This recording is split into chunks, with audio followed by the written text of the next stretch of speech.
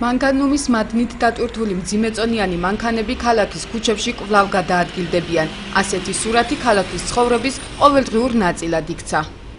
ვიწრო ქუჩა არის გვეხედავ და ყოველთვის გადატვირთულია და რა თქმა უნდა რთულია ბავშვებს უწევთ გადასვლა ქუჩაზე და თუ მოწესრიგდება და უკეთესი მდგომარეობა იქნება მშობლების კმაყოფილი იქნება და ბავშვებისთვის უსაფრთხოდებიან ქუჩაში. მძიმეწონიანი მანქანები ზოგი მარგანეცით ზოგი მართლა ისეთი დატვირთულები დადიან და ეს გამონაბოლქვი და ეს მტვერი პირდაპირ ცხურში ეცემა ბავშვებს მართლა არ მსიამოვნებს და რაღაც შემოვლითი გზაც თუ შეიძლება რუსთაველიდან რაღაცა ფორმით შეიძლება რომ მოგვარდეს.